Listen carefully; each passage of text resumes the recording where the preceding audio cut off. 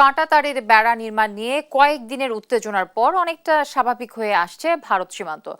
দর্শক, এ নিয়ে আরো জানাতে যুক্ত হচ্ছেন সহকর্মী সুমন কবির। সুমন, সীমান্তে ভারতের বেড়া নির্মাণ নিয়ে এখন আপনার কাছে আসলে নতুন করে কি তথ্য রয়েছে? জ্যোতি, আপনাকে আমি একটু জানিয়ে রাখি একটা বিষয়। কুমিল্লার সীমান্তে আমরা দেখেছি আজ সারাদিনে আসলে আতঙ্ক বিরাজ করছে কুমিল্লার জগন্নাথপুর ইউনিয়ন শাহপুর সীমান্তে। আমরা দেখেছি আসলে এখানকার যারা স্থানীয় যারা রয়েছে তারা আমাদেরকে জানিয়েছেন যে তাদের কেউ এখানে বিয়ে করেছেন, ওই পারে তাদের শ্বশুর বাড়ি, তাদের খালা বাড়ি বোনকে বিয়ে দিয়েছেন, কিন্তু এতদিন আসলে কাঁটাতারা বেড়া ছিল না। হঠাৎ করে বেষ্টনী দেওয়ার কারণে আসলে দুই দেশের যে সম্পর্কে একটা টানাপোড়েন করেছে আমাদেরকে তারা জানিয়েছে। তবে এই বিষয়ে যখন আমরা সরজমিনে গিয়েছি এবং সেখানকার যে পুকুরের সীমান্ত আমরা দেখেছি কাঁটাতার বেড়া দিচ্ছে, সে পুকুরের মাছ তিন ভাগের দুই ভাগ হচ্ছে ভারতীয় সীমান্তে, এক ভাগ হচ্ছে বাংলাদেশ সীমান্তে।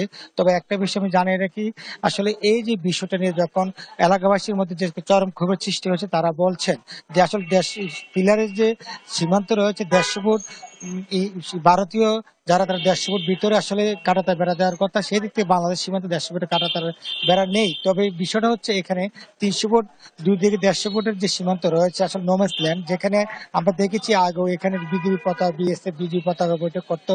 আসলে সব দিক থেকে মিলিয়ে বলা চলে কুমিল্লার যে বিএসএফ সীমান্ত যারা এখন বসবাস করতেছে, বিএসএফ এবং বিজিবি যারা রয়েছেন এবং এলাকাবাসীর মধ্যে আমরা দেখি তারা বলছেন যে আমরা এখানে যাওয়া আসা করতাম যেভাবে, এখন আর সেভাবে যাওয়া আসা করতে পারবো না। একই পুকুর ব্যবহার করেছে দুই দেশের অধিবাসী, এখন সেটা এখন আর হবে না।